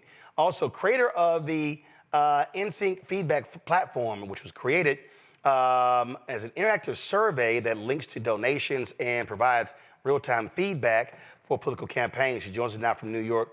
So Kimberly, explain this technology. Hi, Roland. Thanks so much for having me today. Yes, I'm Kimberly Gray. I'm the CEO of UVI. We are a New York City-based software company providing communication and data solutions for organizations in the public and private sector. And our software platform, InSync, is a video-enabled, one of the first ever video-enabled survey apps that instantly allow organizations to communicate with their audience in real time. So what does that mean? Video testimonials with transcription, with AI insights, and it can easily be accessed by QR codes that go to an online survey platform. So we've been working with organizations to really help them understand what people are thinking in the moment, in their thoughts in the moment. And now more than ever, we need real-time engagement tools to understand what the people are thinking, what your customers are thinking in real time. Okay, so how does that work politically? So what are you actually surveying? What are you trying to find out in real time? Everything anybody would want to know about this election. And just to be clear, we do surveys for private sector organizations, companies like Hearst, working with them on supplier diversity, working with higher education and the city of New York. We're based in New York City. We're an MWBE certified vendor. But for this election, you know, especially in these battleground states, so many people want to know in real time, what are people thinking? So how does that work? So for instance, okay, fine. You got 7 battleground states. So do you have do you have 20,000, 30,000 people in each one of those states who you're regularly going back to survey? Is it broken down by demographic? And so in terms of, so how many people are you reaching? Are you surveying? Are you going back to those people every week, each month? So explain that. Right. So that's something that we're building out now. We're based in New York City, so we've been working with local city council elections. So now I think, and that's why I'm here today, is to provide this platform as an opportunity for people to be able to get that feedback in real time. So yes, because it's so easily accessible, it can be deployed just in a link from your website, in an SMS. So if you want to know what people are thinking in real time, we can facilitate that digitally. Right, and right. So who is it, but I'm saying, who is it going to? So if you're a campaign, so like, do you have the database or is it their database? How does that work? So for instance, I was talking to a major donor, and they were talking about there's a pollster who worked with the Obama campaign. So he has a grouping of 80,000 people who he polls and surveys every single month. And that's broken down, it's nationally, it's broken down by state, it's broken down by zip code. And so that's what I'm asking. You have the technology piece, but in terms of how do you reach those people? Right. Do you have that grouping, or is that what a campaign has? Yeah, so we can provide that for the campaign. So another reason that I'm here today is to provide these services for the campaign.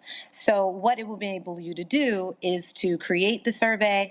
In the back end of our cloud-based platform, you can access all of the responses. Everything's intake only, which is really important because you don't have to worry about disseminating any messaging and worry about people, you know, presenting a lot of the things you deal with comments that you can't control. So this is a very controlled environment that allows you to, in real time, see the responses of people. And from those responses, we take transcriptions and tags for different keywords. So if people are very concerned about, let's say, the Supreme Court decision and the next potential nominees, they can talk about that. If they want to talk about abortion rights, they can talk about that. Because our system allows you with transcription to tag all of these keywords. And it's super simple, it's super interactive. And unlike watching the news or broadcast, you can actually put your voice out there in real time, have those videos that can be shared on other platforms as well. So what political campaigns have y'all done this for up to now? Right. So we recently created one for the Harris-Walz campaign, which I would love to have presented at the upcoming DNC, because again, we're the only platform that actually allows the people to talk about what they're thinking in the moment. So imagine, and we do a lot of events, right? We've done tech events.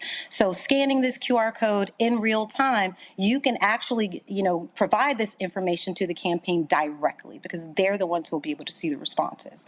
So virtually, in person, this is a great way to just really understand what people are saying, right? Because when you're on calls, it's rare that everybody gets a chance to say something. So this is a way to capture all that information in real time and provide solutions and actionable data. Questions for the panel. Nola, you first. So first of all, thank you so much. I am a big tech nerd. I use a lot of tech in my classrooms, and also as a political scientist, I definitely appreciate the social science and the computer data science built into this technology. So two questions.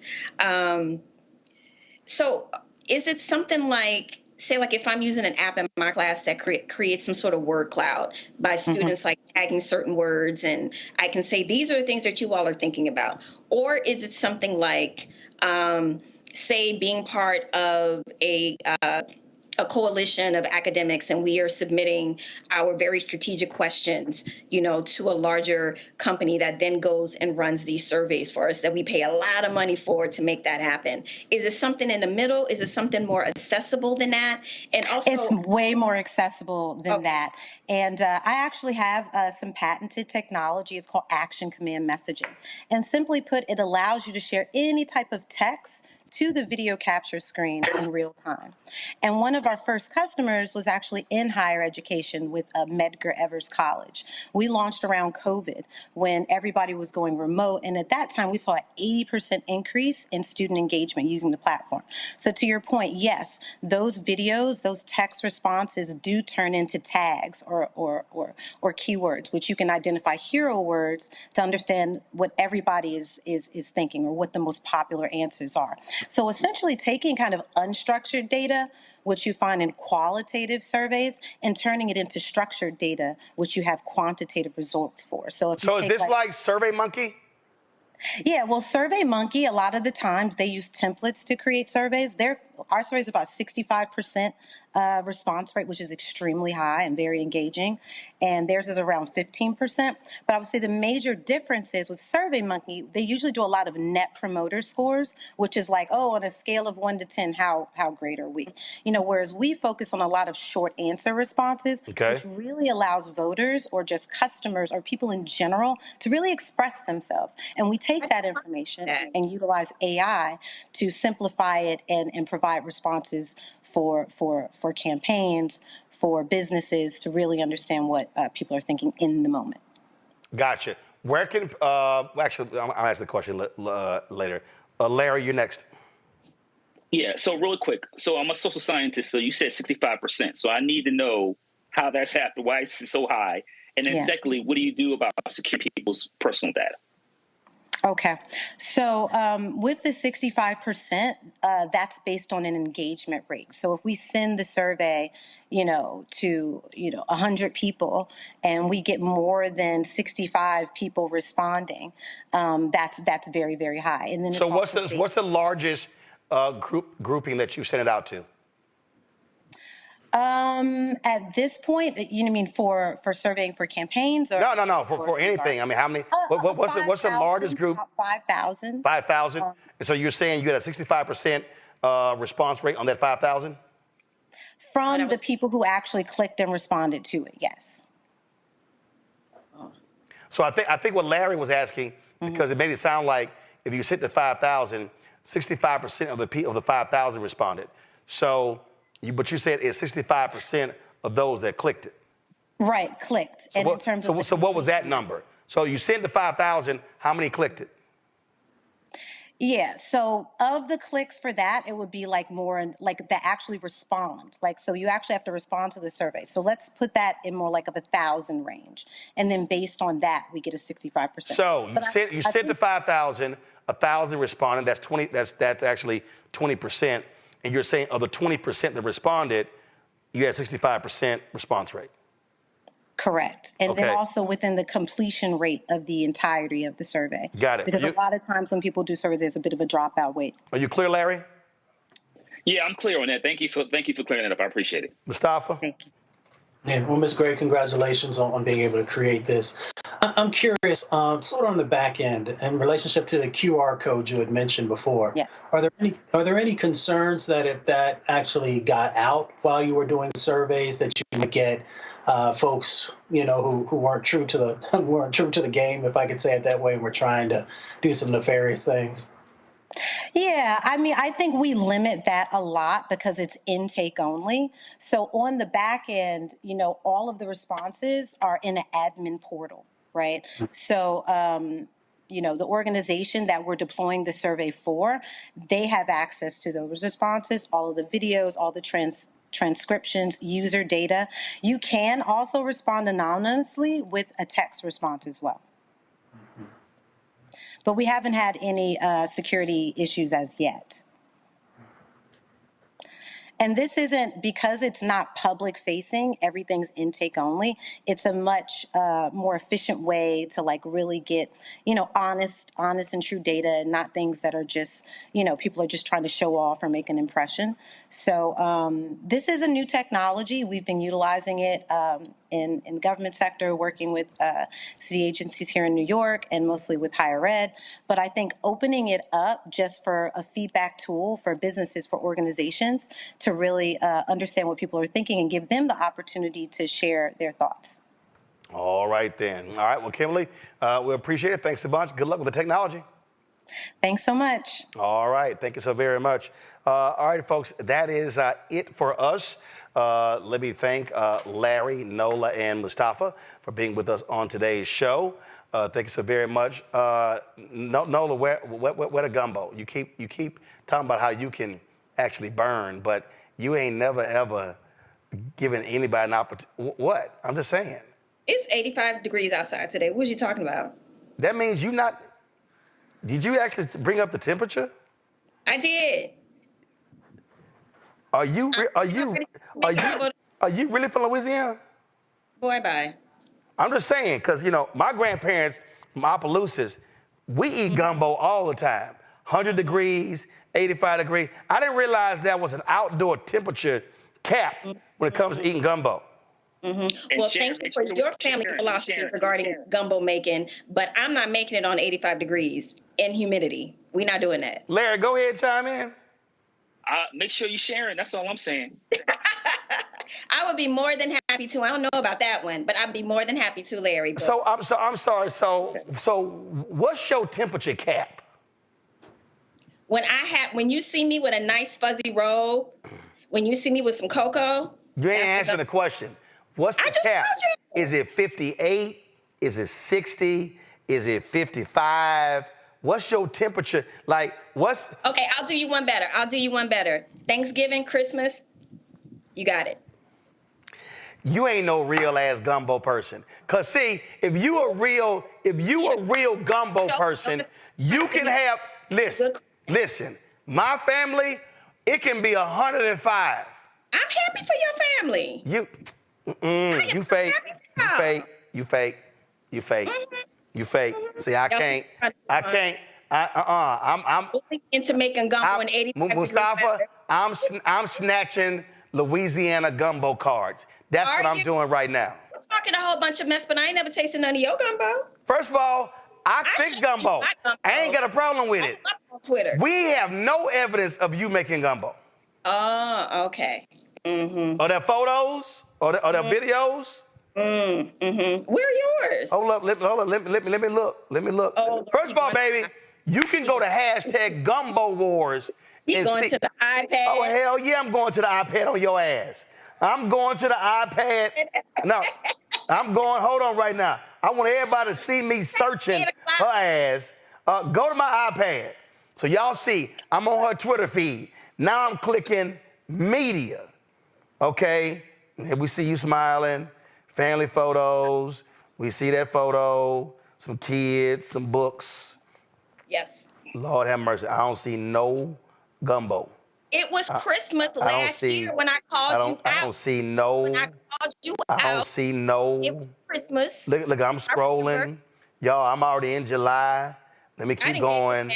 Let me keep going. I don't see nothing. Matter of fact, I don't see no food at all. I mean, I don't see. Lord have mercy. Hold up. What was that? Was that some food? What the hell was that? Some breadsticks? What? I see a fan. No, hell no. That was a fan. That was an African fan. She ain't got no. I mean, I don't. Leave me alone. I'm waiting for my daddy to send me a text because I know my daddy said she ain't real. We do gumbo any time of the year. All you temperature control Negroes. The only thing that you are some temperature control Negroes. The only thing I eat 24/7 is red beans and rice on Mondays. That's 24/7. Your ass, you only eat red beans and rice on Mondays? You about to start on a New Orleans menu. We're not about to do that. What the hell is wrong with Tuesday, Wednesday, Thursday, Friday, Saturday, Sunday? Monday is our red beans and rice day. Mr. Know-It-All. I just can't believe we ain't come across not now, nothing. I mean, you talk a lot. Here. Why are you picking on me? You talk a lot of trash. You start with me. You talk a lot of. Let me go ahead and stand up. Let me see. See if you pull up. See, let me go ahead and educate you on something right now. Y'all pull a cat. Let me just educate you on something right now. See, did I not just tell y'all? If you just pull up Gumbo Wars, the hashtag, boom, first one that comes up. First one that comes up. Look at that. Scroll, listen. See, this, my daddy handling his business. See, you don't even, turn the audio up. Oh, yeah. We got the right music. We got the 40-quart pot. What's the green stuff? We got all that. First of all, girl, it's called a stock pot. 16 or 20. What's the green stuff? The hell you mean, what's the green stuff? What is it? Oh my God, she don't know what she talking about, y'all. Oh my God, she don't know. Look at this here. See all that? See this hashtag Gumbo Wars? You see all that? Where your stuff at? We don't see nothing in here from Nola. Nothing. Nothing. Cooking is a thing that me and my mom did, and we also had a catering company. It's very near and dear to my heart. Y'all had a catering company? Yeah, we did. How long you catered? Well, it paid for my UCLA undergrad education, so 3 years. 3 years? Mm-hmm. Girl, please, I catered from the age of 7 to 30. That's great. You talking to a grown man. That's gumbo right there. Okay. It ain't gotta be cold. Cold? Why would it be cold? No. Carol said, ain't no okra. I don't like okra in my gumbo. Can you let me go now? My mama like okra in her gumbo, but I ain't doing the okra in the gumbo. What you say, Nola? I said I'm missing my mama. So can we missing your mom too, and we missing that. But I'm gonna need you in this temperature check. We're gonna have to work on that, Nola, because this whole, it got to be 54. I gotta be in some fuzzy shoes, and some fleece. Don't make no. Why it has to be your mood setting and it can't be mine? That's what I don't understand. Why I gotta cater to you and your needs? Easy. Because real gumbo people can eat it any time of the year. Oh, I can eat it. I'm talking about cooking it. I'm done with you. Listen, I volunteer, so I'm volunteering. All gumbo, you can send all gumbo. I'm done with you. I volunteer for everybody. I sent you some jambalaya too, boo. Listen, my damn I'm so mad. I watched beepers. It looked like I took a hard fall because I slammed my hand down. I'm done with you. Nola, I'm done with you. Night. Nola, I'm done with you. I'm done with you. Have fun in Chicago. We're going to wait till the temperature drop, and then we're going to see what your skills are. Maybe. Maybe. All right, Larry, Nola, Mustafa, I appreciate it. I'll holler at y'all. Again, folks, a couple of things. Don't forget, if y'all want to get that T-shirt, My Black Job is Voting, go to daciousdesigns.com, use the QR code, go to the website. Y'all can get that. You can use the promo code Roland, and then, of course, you can, by doing that, of course, you get a discount, and a portion of that comes back to the show, so we certainly appreciate that. Don't forget, folks, also support the work that we do. Join our Bring the Funk fan club. Send your check and money order, P.O. Box 57196, Washington, D.C., 20037-0196. Cash App is $RM Unfiltered. PayPal, R Martin Unfiltered. Venmo is RM Unfiltered. Zelle, Roland at RolandSMartin.com, Roland at RolandMartinUnfiltered.com. And of course, folks, I'm going to be in Cincinnati on Thursday, the Black Family Reunion. Y'all come out to Corinthian Baptist Church. So go to myblackfamilyreunion.org to get your tickets. Can't wait to see y'all there. All right, folks. Somebody put on YouTube, Roland, you being petty. Yes, I'm King Petty. Yes, you're right. And then let's see here. Somebody said, I don't like andouille sausage. It's nasty. That's 2B Black Native. Well, make your own damn gumbo. See, I can't stand Negroes like that. See, y'all, some of y'all are some special Negroes. See, y'all are the, is that beef sausage? Is that pork sausage? Is there seafood in there? Let me explain something to y'all, okay? All y'all special gumbo Negroes, we make a little bitty ass pot for y'all, okay? A little bitty ass 1 quart pot for y'all, all right? So we make gumbo for regular people. I don't know when black people had to start eating all this special ass food. We don't make no gluten-free damn gumbo, okay? Just letting your asses know. Ain't no gluten-free gumbo, all right? So if you want some gluten-free gumbo, call NOLA. I ain't helping you out. I'm just letting you know, okay? It's gonna be some damn chicken in there. It's gonna be some damn andouille sausages in there. And it's gonna be some damn shrimp in there, okay? All right, and you want some okra? Look, make yourself a little okra on the side and dump it in your bowl. But we ain't doing all that. So just letting y'all know. All right, I gotta go. I'm hungry. I'll see y'all later. Holla! Folks, Black Star Network is here. Hold no punches! I'm real revolutionary right now. Support this man, Black Media. He makes sure that our stories are told. Thank you for being the voice of Black America, Roland. Stay black. I love y'all. All momentum we have now, we have to keep this going. The video looks phenomenal. See, this difference between Black Star Network and black-owned media and something like CNN. You can't be black-owned media and be scared. It's time to be smart. Bring your eyeballs home. You dig?